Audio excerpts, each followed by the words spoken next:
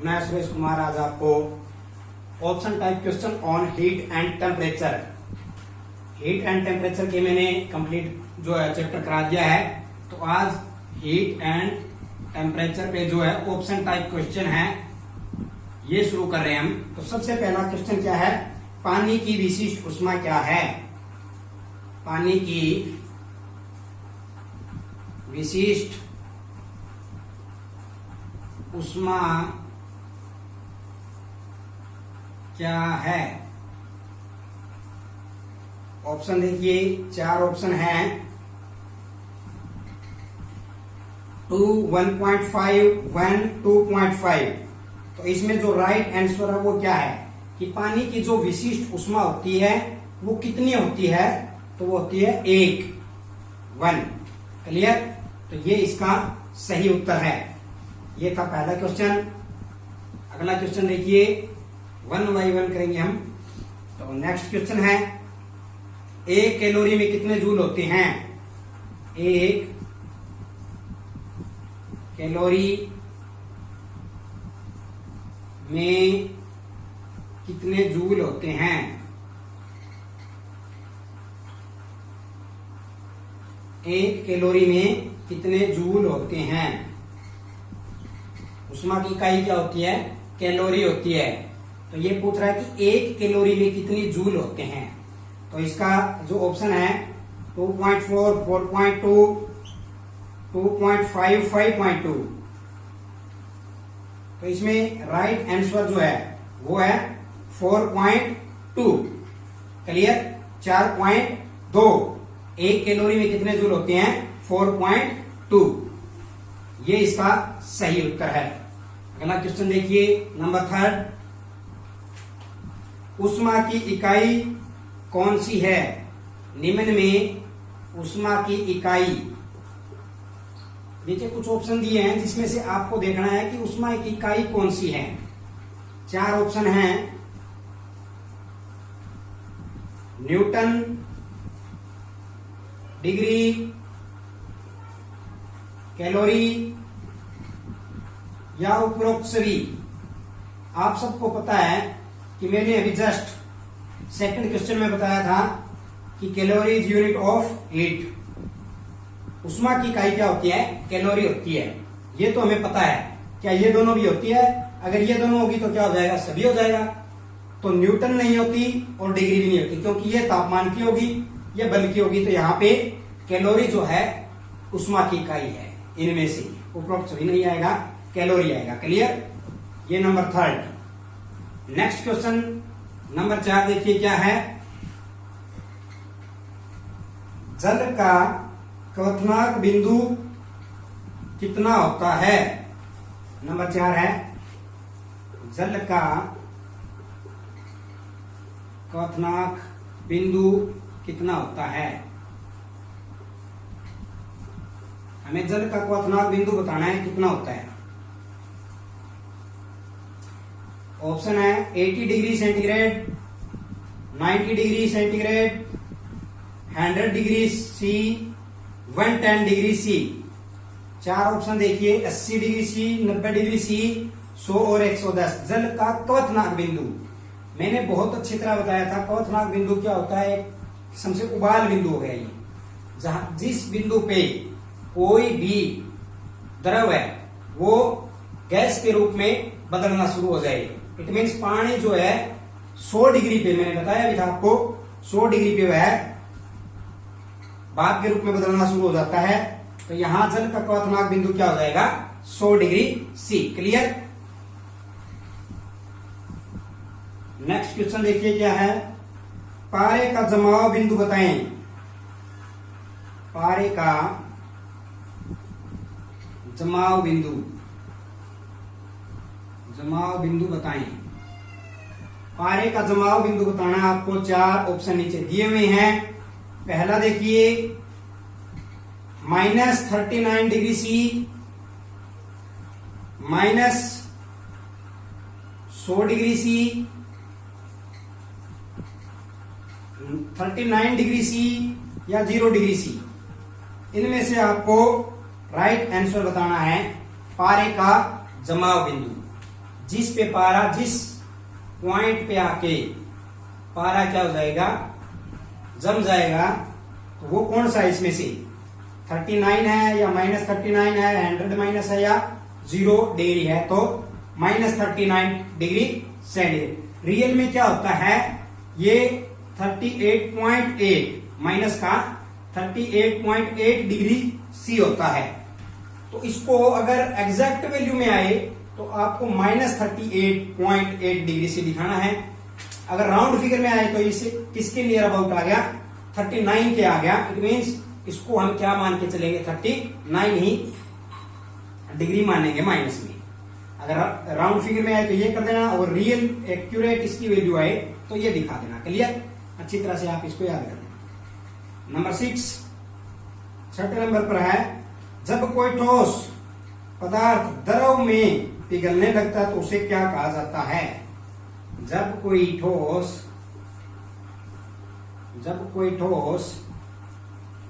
पदार्थ द्रव में पिघलना शुरू हो जाए, द्रव में पिघलना शुरू हो जाता है,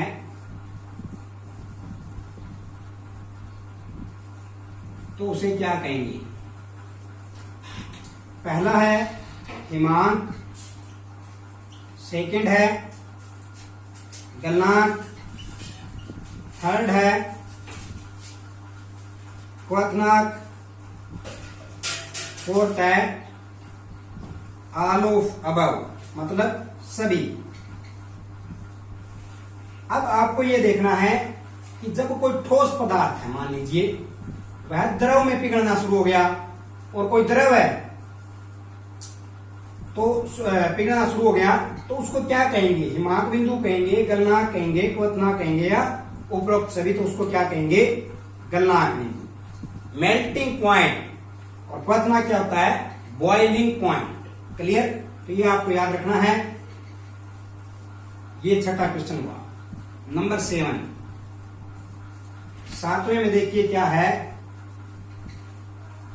जस्ट 1 मिनट। तापमान को किसमें मापा जाता है, तापमान को किसमें मापा जाता है।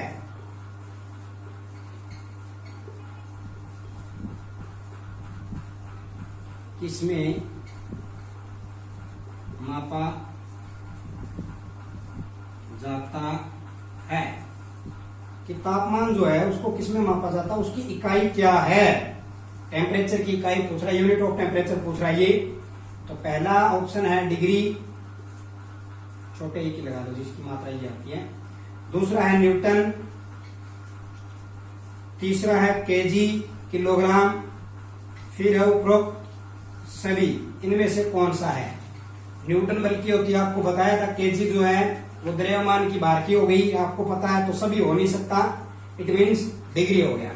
तो हमारा जो चैप्टर है वो हीट एंड टेम्परेचर है, उष्मा और तापमान। तो उष्मा की इकाई मैंने बता दी कैलोरी होती है, तापमान की इकाई डिग्री होती है। क्लियर, तो ये आपको याद रखना है। नंबर 8, 8वां क्वेश्चन देखिए क्या है, किस तापमान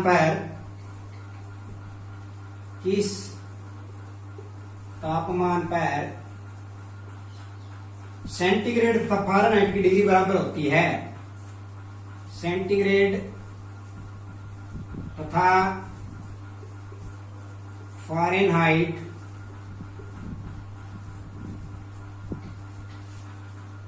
की डिग्री बराबर होती है।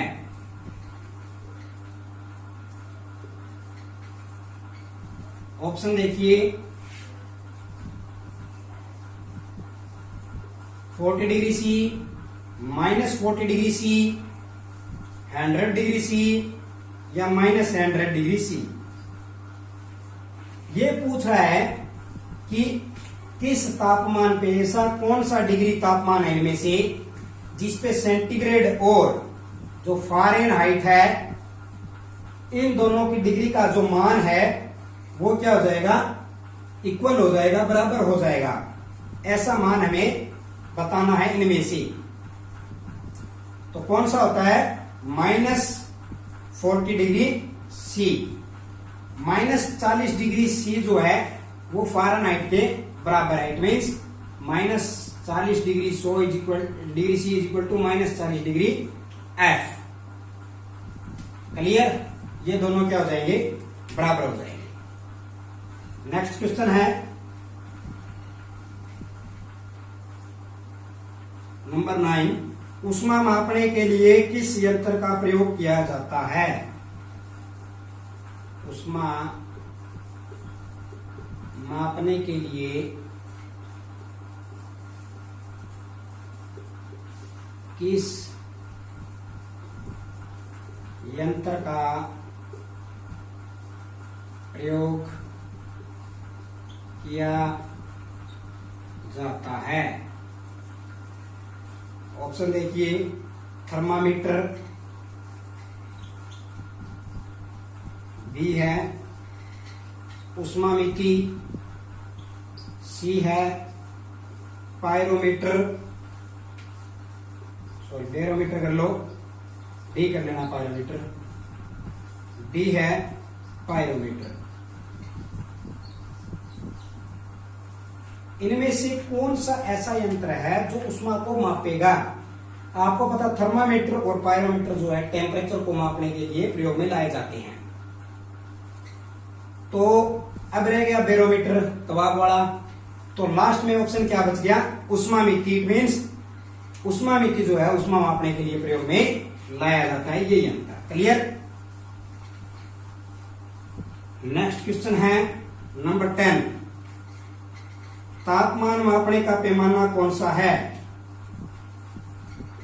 तापमान मापने का पैमाना, मापने का पैमाना पैमाना है, कौन कौन से हैं ये आपको बताना है। सेंटीग्रेड पैमाना, फ़ारेनहाइट,